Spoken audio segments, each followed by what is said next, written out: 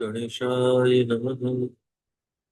गुरुर्ब्रह्मा विष्णु गुरुर्देवो महेश्वर गुरु साक्षात् परब्रह्म तस्मै श्री गुरुवे नमः। त्वमेव माता च पिता त्वमेव त्वमेव बन्धुः च सखा त्वमेव त्वमेव विद्या द्रविणं त्वमेव त्वमेव सर्वं मम देव देव।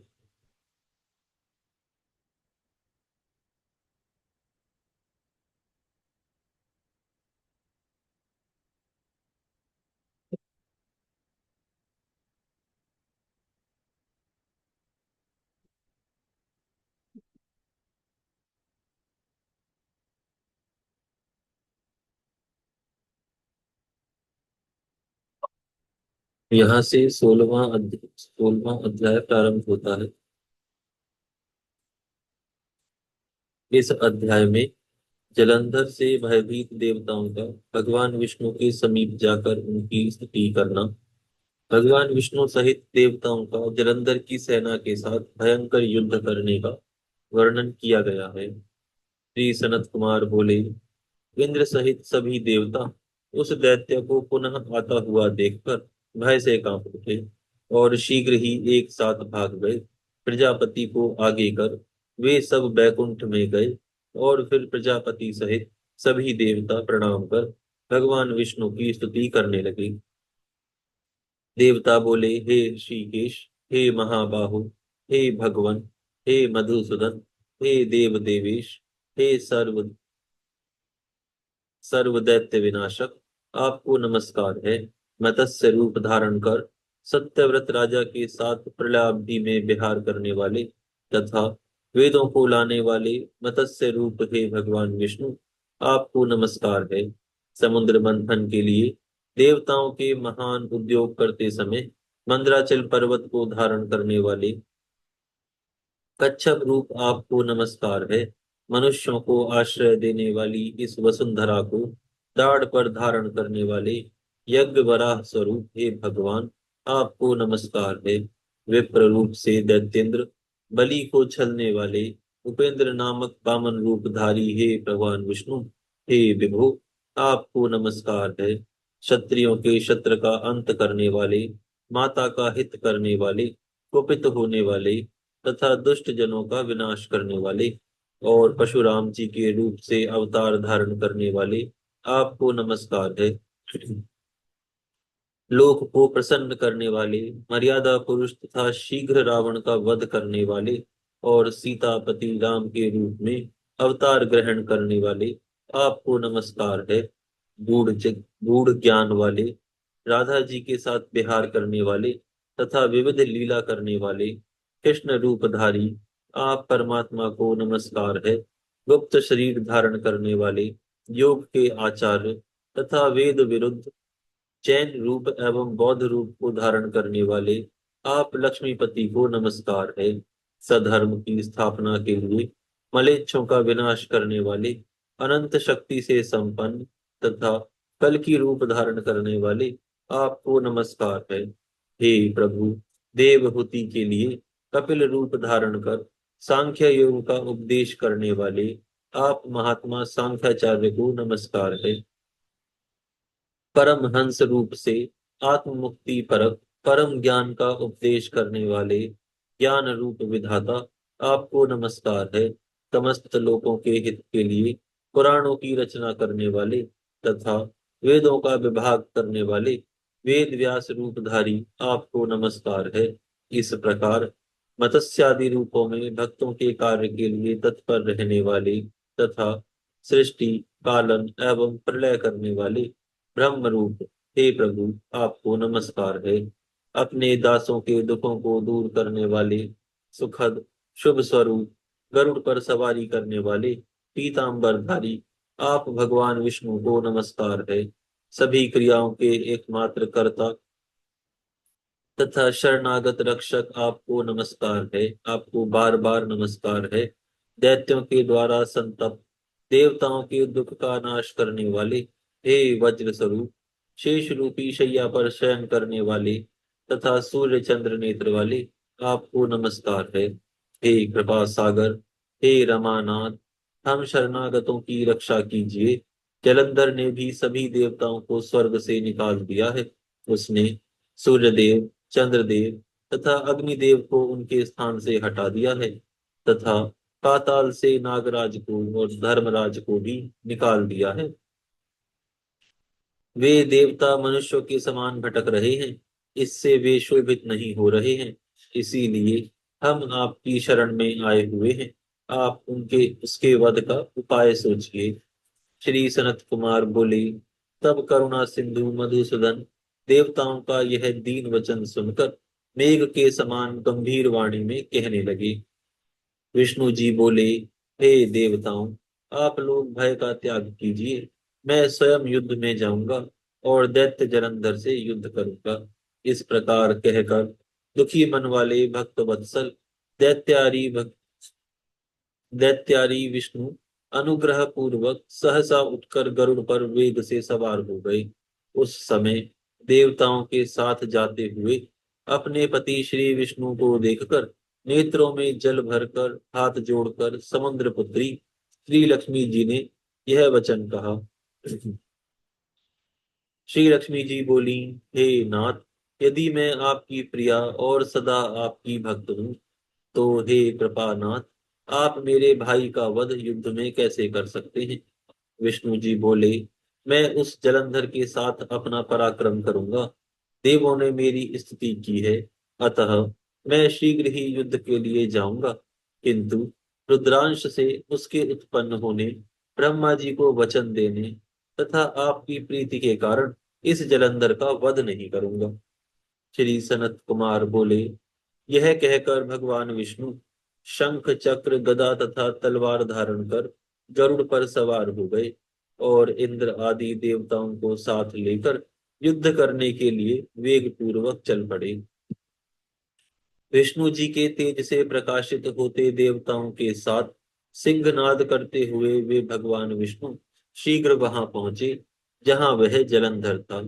उस समय अरुण के लघु भ्राता गरुड़ के पंखों के वायु वेग से पीड़ित हुए दैत्य इस प्रकार चक्कर काटने लगे जैसे वायु के द्वारा उड़ाए गए बादल आकाश मंडल में घूमने लगते हैं। तब वायु के वेग से पीड़ित हुए दैत्यों को देखकर अमर्ष युक्त वचन कहता हुआ जलंधर बड़ी तेजी से भगवान विष्णु पर झपटा। इसी बीच विष्णु जी के तेज से दैदीप्यमान महाबलशाली देवता भी प्रसन्न होकर युद्ध करने लगे। तब वहीं पर उपस्थित देव सेना को युद्ध के लिए उद्यत देखकर जलंधर ने युद्ध में दुर्मद दैत्यों को आज्ञा दी। जलंधर बोला, हे श्रेष्ठ दैत्यों, तुम लोग सदा से कायर किंतु प्रबल इन इंद्रादि देवताओं के साथ आज अत्यंत कठिन युद्ध करो।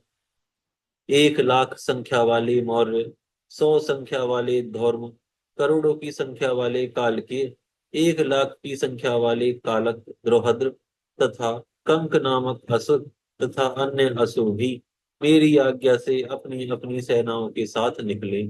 सभी लोग सज्जित होकर विशाल सेनाओं से युक्त हों, अनेक प्रकार के अस्त्र शस्त्र धारण किए हुए निर्भय एवं संशय रहित होकर निकल पड़े। हे शुंभ निशुंभ महाबलवान, तुम दोनों क्षण मात्र में युद्ध करने में कायर तथा तुच्छ देवताओं का विनाश कर दो। श्री सनत कुमार बोले। जब जलंधर ने इस प्रकार दैत्यों को आज्ञा दी, तब युद्ध विशारद वे समस्त असुर अपनी चतुरंगिनी सेना लेकर युद्ध करने लगे। वे गदा, तीक्ष्ण बाण, शूल, पट्टिश, तोमर, परशु और शूल आदि अस्त्रों से एक दूसरे पर प्रहार करने लगे। विष्णु जी के बल से युक्त वे महाबलवान देवगण सेनाओं को साथ लेकर अनेक प्रकार के श्रेष्ठ आयुधों से प्रहार करने लगे।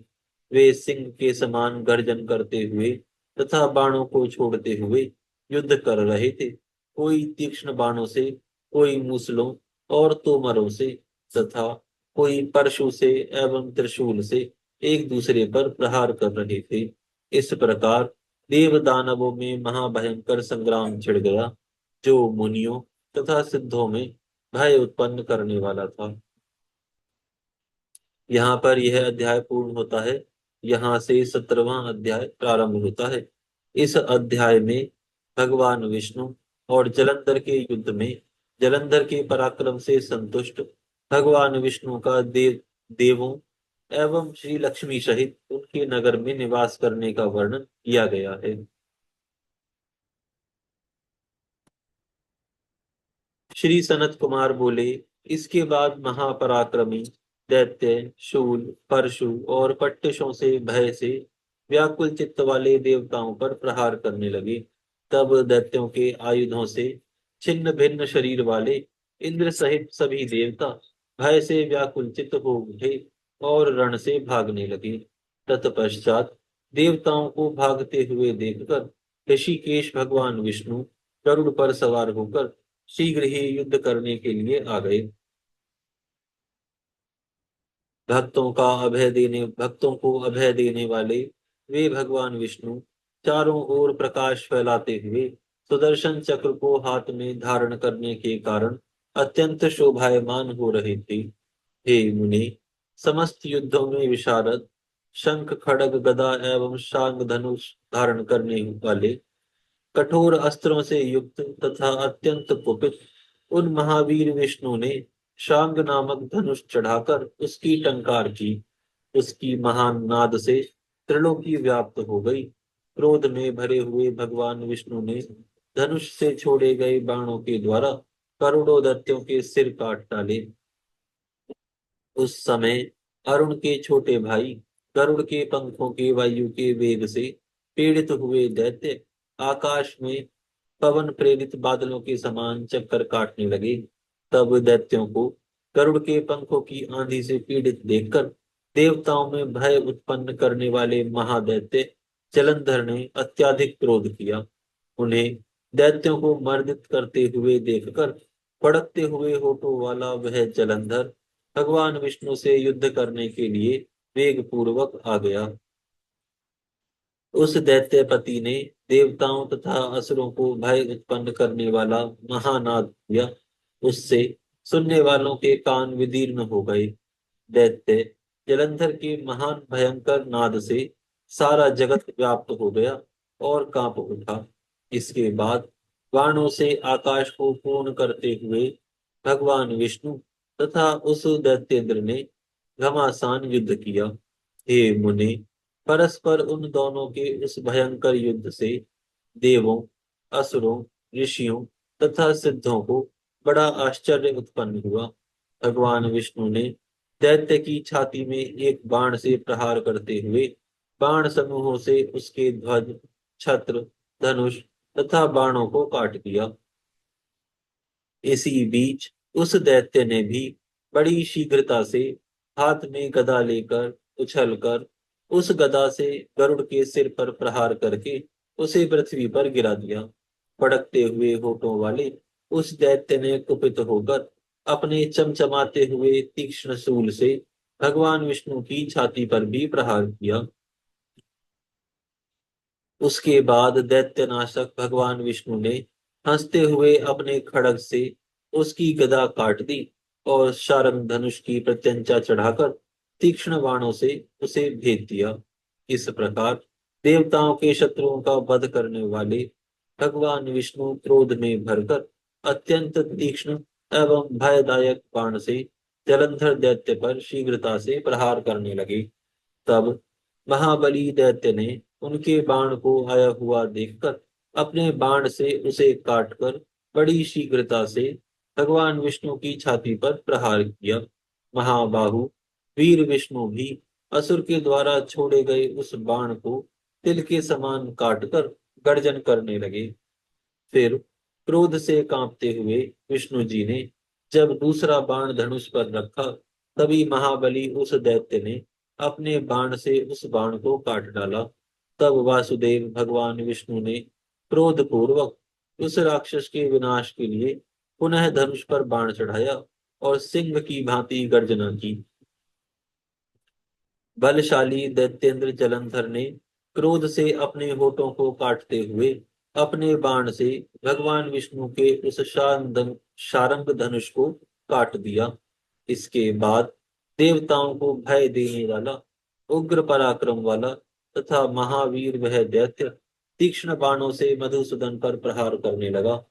तब कटे हुए धनुष वाले लोक रक्षक भगवान विष्णु ने जलंधर के विनाश के लिए अपनी विशाल गदा चलाई। जलती हुई अग्नि के समान विष्णु जी के द्वारा चलाई गई वह अमोघ गदा बड़ी शी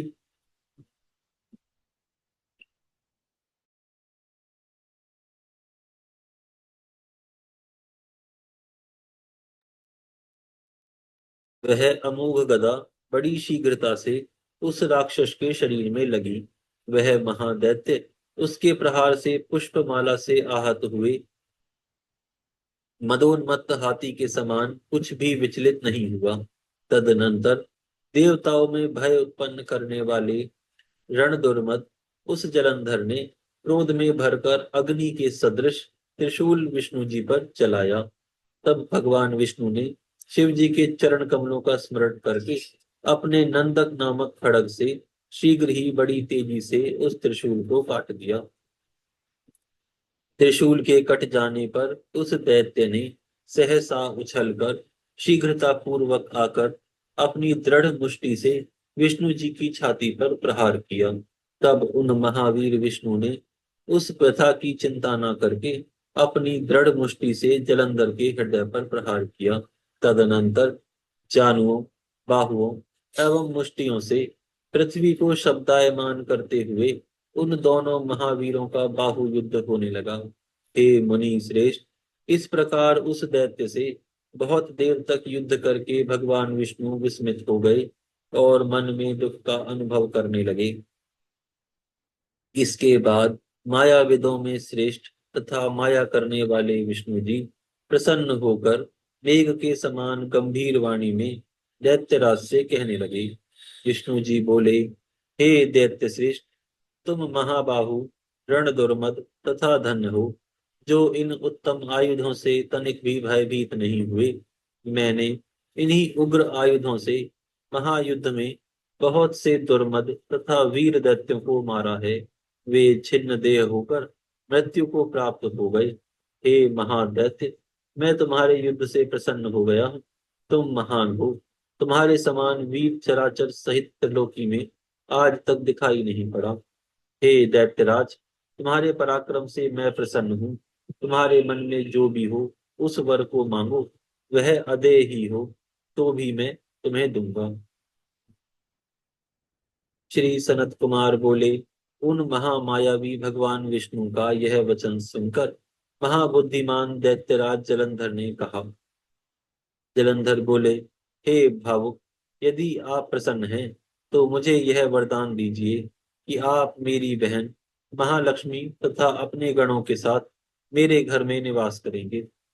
सनत कुमार बोले, उस महादैत्य के इस वचन को सुनकर खिन्न मन वाले देवेश भगवान विष्णु ने कहा, ऐसा ही हो। यह कहा, उसके बाद विष्णु जी सभी देवताओं एवं महालक्ष्मी के साथ जलंधर के नगर में आकर निवास करने लगी। तब हर्ष से पूर्ण मन वाला वह जलंधर भी अपने घर आकर अपनी बहन लक्ष्मी जी और विष्णु जी के साथ निवास करने लगा। वह जलंधर देवताओं के अधिकार पर दानवों को नियुक्त कर हर्षित होकर पुनः पृथ्वी पर लौट आया। वह सागर पुत्र जलंधर देव, गंधर्व एवं सिद्धों के पास जो रत्न संचित थे उसे अपने अधीन करके रहने लगा। वह महाबली पाताल लोक में महाबलवान निशुंभ नामक दैत्य को स्थापित कर शेष आदि को पृथ्वी पर ले आया और देव, गंधर्व, सिद्ध, सर्प, राक्षस तथा मनुष्यों को अपने पुर में नागरिक बनाकर तीनों लोकों पर शासन करने लगा। इस प्रकार देवगणों को अपने वश में करके जलंधर धर्म पूर्वक प्रजाओं का पालन वैसे ही करने लगा जैसे पिता अपने औरस पुत्रों का पालन करता है।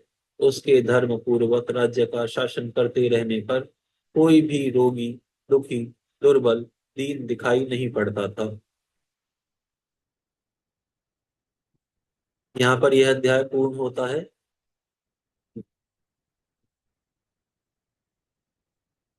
आज हम यहाँ विराम करते हैं, फिर कल से प्रारंभ करेंगे।